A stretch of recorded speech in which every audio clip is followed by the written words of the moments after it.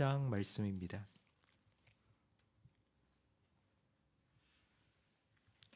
디모데후서 1장 9절부터 18절까지 한 절씩 교독하겠습니다. 하나님이 우리를 구원하사 거룩하신 소명으로 부르심은 우리의 행위대로 하심이 아니요 오직 자기의 뜻과 영원 전부터 그리스도 예수 안에서 우리에게 주신 은혜대로 하심이라. 이제는 우리 구주 예수의 나타나심으로 말미암아 나타났으니 그는 사망을 패하시고 복음으로써 생명과 섞지 아니할 것을 드러내신지라. 내가 이 복음을 위하여 선포자와 사도와 교사로 세우심을 입었노라. 이로 말미암아 내가 또 이 고난을 받되 부끄러워하지 아니함은 내가 믿는 자를 내가 알고 또한 내가 의탁한 것을 그날까지 그가 능히 지키실 줄을 확신함이라.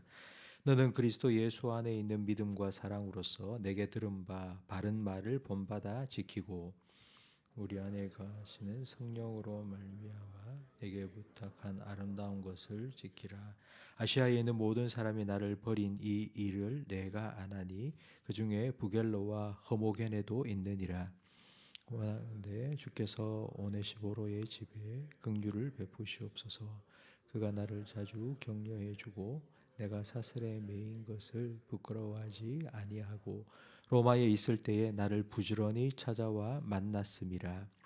원하건대 주께서 그로하여금 그날에 주의 긍휼을 입게 하여 주옵소서. 또 그가 삶에 많이 봉사한 것을 내가 잘 아느니라. 아멘. 어느 한 조각가가 길을 가다가 불타는 불구덩이 속에 정말 조각하기에 좋은 나무가 있는 것을 발견하고는 그 나무를 끄집어 냈습니다. 그리고 붙어있던 불을 껐습니다. 그런데 웬걸 갑자기 그 나무 속에 칼이 정이 푹푹 들어오기 시작했습니다. 그 나무는 그냥 불타 죽게 내버려 두지 왜 나를 끄집어내서 이렇게 아프게 하나 생각을 했겠지만 조각가가 그 나무를 끄집어낸 건 아주 멋진 조각상을 만들기 위해서입니다. 우리의 구원이 이와 같습니다. 구원이라는 건 죽어가는 자를 허우적거리던 물속에서 건져주는 것인데 그것으로 구원이 끝난 것이 아니라 분명한 목적이 있습니다. 9절 말씀에 보면 하나님이 우리를 구원하사 거룩하신 소명으로 부르셨다고 말씀합니다. 거룩하신 소명이라는 이 말은 거룩함으로 부르셨다는 의미입니다. 하나님께서는 우리를 죄와 사망으로부터 구원해 주셨습니다. 그런데 그 목적은 우리가 거룩하게 살아가도록 하기 위해서입니다. 우리를 성도라고 부릅니다. 성도라는 거룩한 백성들이라는 의미입니다. 하나님께서는 우리를 구원하여서 성도로 부르셨습니다. 이것이 하나님의 뜻이고 하나님께서는 우리를 구원하사 거룩하게 만드시기 위해서 예수 그리스도의 은혜를 우리에게 허락해 주셨습니다. 주님의 십자가의 은혜가 우리를 변화시킵니다. 그 십자가의 은혜를 사랑이라고 표현할 수 있습니다. 주님의 십자가, 주님의 사랑만이 우리를 변화시킬 수 있습니다. 예수님의 사랑을 경험한 사람이 예수님의 사랑을 깨달은 사람만이 하나님을 사랑하고 예수님을 사랑하고 또 주님의 명령대로 이웃을 사랑할 수 있습니다. 하나님을 사랑하고 이웃을 사랑하는 것이 바로 하나님께서 우리를 구원하여 주신 뜻, 바로 거룩한 삶입니다. 이런 은혜와 사랑을 깨달은 사람은 그 은혜와 사랑을 전하는 선포자와 사도와 교사로서 살아갈 수 있습니다.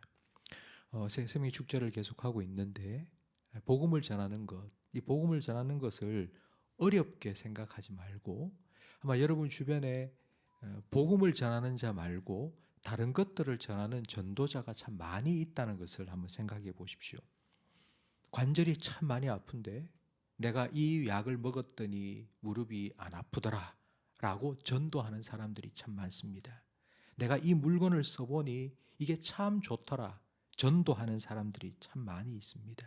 내가 어느 병원에 갔더니 병이 깨끗하게 나았다 라고 전도하는 사람들이 참 많이 있습니다. 내가 믿는 예수, 내가 아는 예수, 내가 믿어보니 참 좋더라. 이게 전도입니다. 내가 믿고 있는 예수님을, 내가 알고 있는 예수님을 전하는 것은 의외로 쉽습니다. 그런데 우리가 전도하는 것을 어려워하는 이유는, 전도하는 것을 힘들어하는 이유는 내가 전하는 게 상대방에게 어떤 반응을 불러올까가 걱정되기 때문입니다. 그래서 복음을 전하다 보면 고난을 받을 때가 있습니다. 요즘은 고난을 받기보다 창피를 당하고 비웃음 당할 때가 더 많은 것 같습니다. 바울도 마찬가지입니다. 12절 말씀에 보면 이로 말미암아 내가 복음을 전하다가 이로 말미암아 내가 또 이 고난을 받았다고 말합니다. 그런데 내가 부끄러워하지 아니하는 것은 내가 믿는 자를 내가 알기 때문이라고 말합니다. 예수님을 알면 예수님을 전하다가 창피당하고 모욕을 당해도 그것 때문에 중단하지 않습니다. 왜냐하면 예수님께서는 나를 위해 십자가의 부끄러움을 참으셨기 때문입니다. 발가벗겨져서 십자가에 못 박혀 지나가는 사람들로부터 침뱉음 당하고 조롱당하셨습니다. 그렇게 하나님의 뜻을 이루사 구원을 완성시키시고 그리고 만유의 주가 되셨습니다. 바로 이 예수님께서 나의 주가 되셔서 내가 의탁한 것을 지키실 것을 확신한다고 바울은 12절 하반절에 말합니다. 사도행전 7장의 스데반의 순교를 한번 생각해 보십시오. 복음 전하다가 붙잡혀 사람들에게 둘러싸여 돌에 맞아 죽어갑니다. 그때에 스데반의 눈이 열리고 하늘이 활짝 열렸습니다. 하늘에 보좌가 있는데 예수님께서 그 보좌에서 벌떡 일어나 스데반을 향하여 두 팔을 벌리면서 그를 붙들어주고 맞아 주셨습니다. 예수님을 위해 그리고 그의 몸된 교회를 위해 복음을 위해 고난을 받을 때에 모욕당할 때에 주님께서 함께 하십니다. 우리가 내 명예를 지키려고 애쓰고 내가 내 생명을 지키려고 애쓰면 그냥 내가 드러나고 내가 내 스스로를 높이는 것밖에 되지 않습니다. 그런데 내 명예를 포기하고 내 욕심을 내려놓고 내 정욕을 낮추고 내 자존심을 죽이면 예수님께서 우리와 함께 하셔서 예수님의 부활의 능력으로 우리를 지켜주시고 우리를 높여주셔서 나의 영광만이 아니라 예수님의 영광도 드러나게 해 주십니다. 그런데 이 비밀을, 이 신비를 깨닫지 못하는 사람도 많습니다. 바울 주변에 보면 15절 말씀에 아시아에 있는 모든 사람이 나를 버린 이 일을 내가 아나니 그 중에는 부겔로와 허모게네도 있다고 말합니다. 바울 주변에는 바울과 함께 동역했던 사람들이 여러 명이 있었습니다. 그런데 정작 바울이 로마 감옥에 갇히자 많은 사람들이 바울을 버려 떠났습니다. 그 중에 15절 말씀에 나오는 부겔로와 허모게네라는 대표적인 사람이 있었습니다. 이 부겔로와 허모게네가 2000년 교회 역사 동안 이 성경에 자기 이름이 떡하니 기록되어서 바울을 배신하고 복음을 떠나고 예수님을 떠난 사람의 대표자로 이름이 기록될 것을 꿈에도 꾸지 않았을 겁니다. 그런데 그들의 이 배신이 성경에 2000년 역사 동안 이렇게 기록이 되어 있습니다. 이런 속담이 있습니다. 어려울 때 친구가 진짜 친구다. 바울에게 많은 사람들이 있었지만 바울이 어려움을 겪을 때 그를 버리고 떠났습니다. 그런데 진짜 친구가 한 사람 있었는데 바로 16절에 나오는 오네시보로라는 사람입니다. 이 오네시보로라는 사람은 자주 옥에 갇힌 바울을 찾아와서 격려해 주었습니다. 바울은 이 오네시보로라는 사람을 생각할 때마다 저절로 기도가 막 흘러나옵니다. 18절 말씀에 보니 원하건대 주께서 그로 하여금 그날에 주의 긍휼을 입게 하여 주옵소서라고 그러니까 그를 생각할 때마다 저절로 기도가 막 흘러나오기 시작한 것입니다.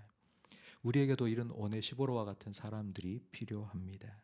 요즘은 뭐 육신적인 고통은 없지만 그러나 참 마음적으로 상처가 많고 또 힘든 일을 겪고 사는 사람들이 참 많이 있습니다. 그래서 위로가 필요하고 격려가 필요하고 또 함께 있어줄 사람이 필요합니다. 그게 우리에게서부터 저절로 나가는 것은 아닙니다. 우리가 받아야지 나갑니다. 예수님의 사랑과 은혜를 내가 먼저 받아야지, 내가 받아야지 그게 흘러나갑니다. 성도 여러분, 주님의 은혜를 더 깊이 깨닫고 그 은혜를 누리며 살아가시기를 예수님의 이름으로 축복합니다. 그 은혜를 내가 누려야지 나로부터 흘러갑니다. 그게 흘러나갈 때에 우리를 통하여서 주님의 영광이 드러나게 되고 그리고 다른 사람들도 그 주님의 은혜와 사랑을 함께 누릴 수 있습니다. 그렇게 될 때에 우리가 가정도 세워지고 교회도 함께 세워집니다. 성도 여러분, 이 일에 저는 여러분이 귀하게 쓰임받기를 원합니다. 하나님께서 우리를 구원해 주신 목적이 있습니다. 우리가 죄로 인하여 죽어가고 있는 우리의 모습이 불쌍해서 그건 이유고요. 그리고 하나님의 목적이 있습니다. 하나님께서 우리를 구원해 주신, 우리를 부르신 목적은 우리를 통해서 하나님의 뜻을 더 아름답게 이루어 가시기 위함입니다. 그렇게 구원받은 자로서 그 구원의 목적을 깨닫고 그 구원의 목적을 이루어 가시기 위해 우리에게 그리스도의 은혜를 베푸시는 그 하나님을 더 가까이 하시면서 그 하나님의 은혜를 누리고 그 하나님의 은혜를 나눔으로 위로하고 격려함으로 가정을 세워가고 교회를 세워가는 일에 귀하게 쓰임받는 저와 여러분들이 되시기를 예수님의 이름으로 축복합니다. 기도하겠습니다. 하나님 아버지, 오늘 말씀을 통하여서 우리를 구원해 주신 하나님의 목적이 무엇인지를 다시 한번 깨닫게 하시니 감사합니다. 하나님께서 우리를 거룩한 소명으로 불러주셨사오니 우리가 세상을 가까이 하지 않고 하나님을 가까이 함으로 하나님을 더 알아가고 하나님을 알아가면 알아갈수록 하나님을 더 사랑하고 하나님을 더 사랑하면 사랑할수록 하나님을 더 가까이 하고 하나님을 더 가까이 함으로 하나님을 더 닮아갈 수 있는 거룩한 변화가 우리 가운데 나타나게 해 주시옵소서. 그리스도의 은혜로 우리의 마음을 채워 주시옵소서. 그 은혜가 우리를 통하여 늘 우리와 함께 생활하는 내 가족들에게로 그리고 함께 신앙생활에 가는 우리 형제 자매들에게로 흘러가게 해 주시옵소서.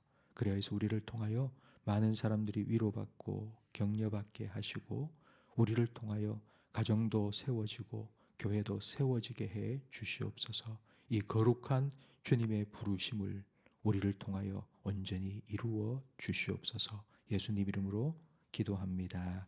아멘.